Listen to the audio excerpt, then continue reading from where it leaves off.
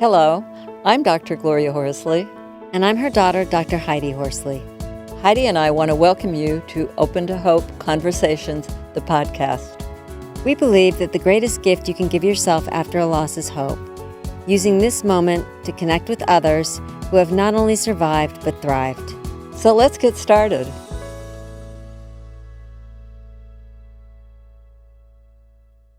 Well, Heidi, we've had a lot of people who have wanted us to talk about stress and grief. And so we're going to talk about this today. You know, grief affects all the systems, doesn't it, Heidi? It does, Mom. I think that when you have a loss, it's a psychological, emotional, and physical assault to your system. Fight, flight, and freeze. Mm-hmm. Yes, and like you said, it's a physical assault. And I don't think we talk enough about that, Mom. We talk about the emotional and psychological part of grieving, but we don't talk about the physical. Yeah, and it hits you. You can't think your way out of a physical response. Heidi, you can have digestive problems. We've seen it with people overeating and undereating, right? Yes, because sometimes, you go for comfort food after a loss and you eat things, a lot of carbs and things that bring you comfort. And like you said, other people might not eat at all. They might not have an appetite. Oftentimes, people that have had a loss, they have problems falling asleep or might wake up early. And it's interesting because after Scott died, when I would first wake up, at the very first moment I opened my eyes, and at first I'd be fine, and then all of a sudden it would dawn on me that my brother had died, and it would be like, someone slapped me in the face. It's kind of a shock to the system when you wake up. Yeah. Early on. Also, if you can sleep, I would really suggest that you go to our podcast with Jed Black, Dr. Jed Black, because he was at Stanford Sleep Clinic, and he'll talk to you a little bit more about sleep because a lot of people have trouble sleeping. I myself, I don't take pills, but after Scott was killed, I did have to take a sleeping pill. Well, and I tell people, start with melatonin. Go to like a GNC, a natural store, and buy melatonin. And if that doesn't work, then you might want to see a doctor and move to a sleeping pill. But melatonin can do wonders for the system, and it can kind of calm it down and help you get to sleep. And Mom, there's also this other thing. It's a round disc that you can get, and it shines lights on the ceiling. And if you look at it, it goes on for about 15 minutes at night. You just press it, and it has a timer. And you breathe with the light, and the light slows down your breathing so that you can fall asleep. And I know about it because my daughter's used it, and it's really effective. Wow, awesome. And remember, Dr. Black told us if you drink wine or alcohol in the evening, you will probably wake up at 1 o'clock in the morning. There's some kind of a cycle disruption that happens with that. Yes, because wine will get you sleepy, but then, like you said, you may wake up. And another thing that I found very helpful is getting a weighted blanket.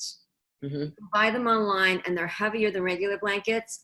And if you put them on over your body, it lets your body know it's time to go to sleep, and it kind of calms your system down and weighs your body down, and you start to feel tired.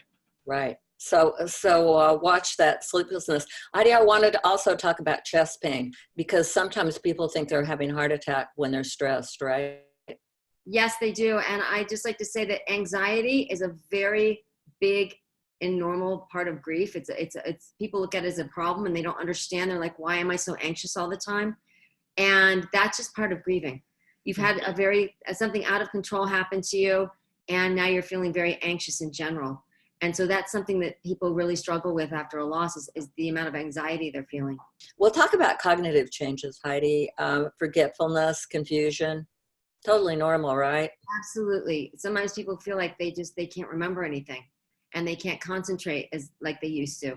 And they can't even read a book because they feel like their concentration is so poor. And again, that's not a permanent thing. Your concentration will eventually come back. So just realize that's part of the grief process as well.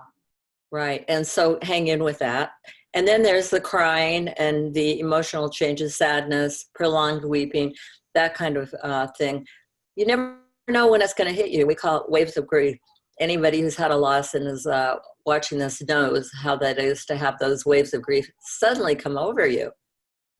It is big. And, Mom, we've done a workshop that's very powerful. People really love it, called 10 Ways to Change Your Life. And one of the things that we talk about in the workshop is sometimes you don't have the luxury of grieving hard, for long periods of time. For example, if you're at work.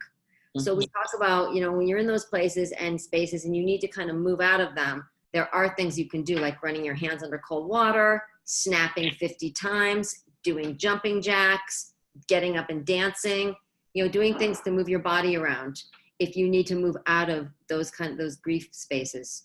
Mm-hmm. Well, how about panic attacks?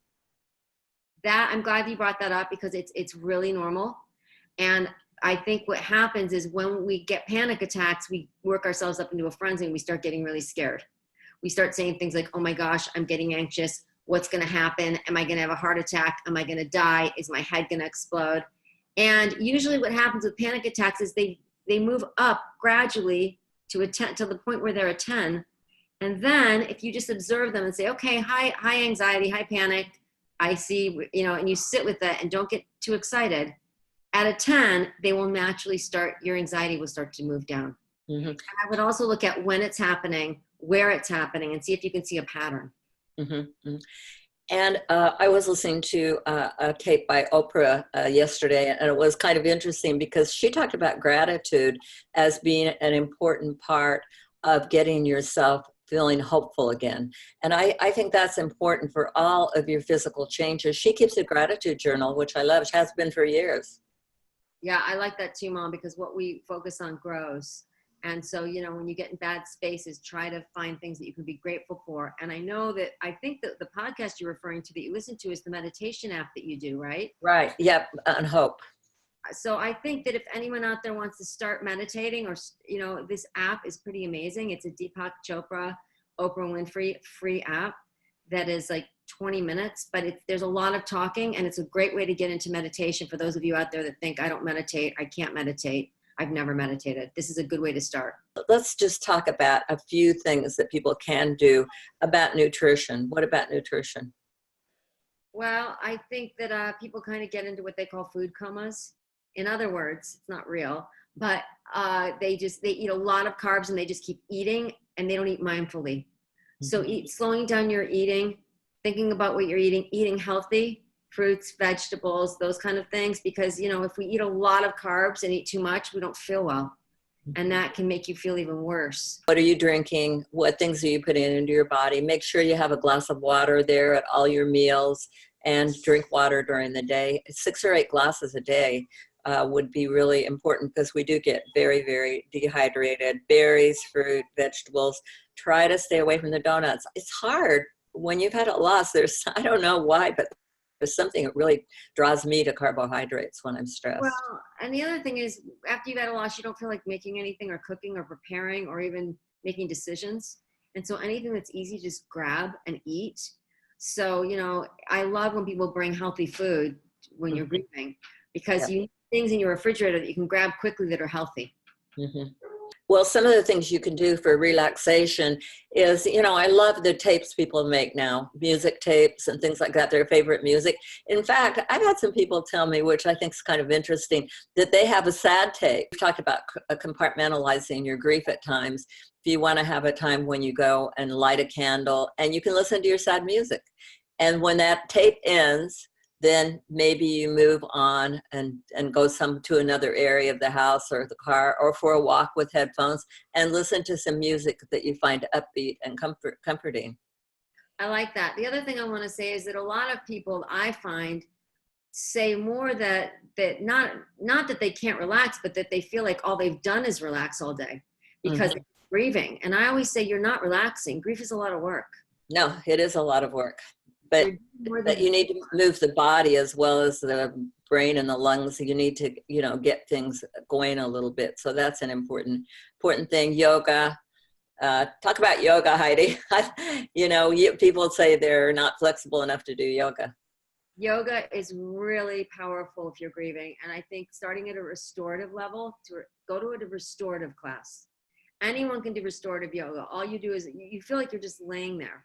But you're not. They're moving you around in different positions so that your energy is flowing differently, and you don't have to get digestive problems and all other sorts of problems and heart openers. It's actually doing a lot more than you think.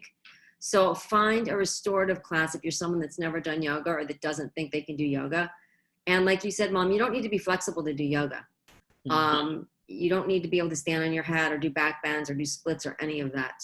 You can still get benefits from yoga without doing any of that. And you might want to go online and watch or listen to our tapes with Bessel van der Kolk, because Bessel talks about the fact that there's been a study that shows that yoga is as effective as antidepressants. Look at what you did in the past that you really liked. Maybe you should take up some old things that you haven't done for a while. Bird watching, knitting is a big one for meditation. Yeah, bonsai. Take a bonsai class. Do something you've never done before. Tai Chi. But if you're so bummed out right now that you can't do anything, just try to get out of the house and look at the birds, look at the flowers, and maybe write a little gratitude thing. Poetry, whatever you do. We hope that you'll visit us at Open to Hope, because we've got so much information for you online to help you on your grieving journey. And as always, if you've lost hope, please lean on ours until you find your own, and God bless. I'm Dr. Heidi Horsley. You have been listening to Open to Hope, the podcast. You can follow Open to Hope on Facebook, Instagram, and Twitter. To learn more, visit us at opentohope.com and go to Apple Podcasts to subscribe. I'm Dr. Gloria Horsley. Join us again next week for another Open to Hope conversation, where we invite you to lean on our hope until you find your own.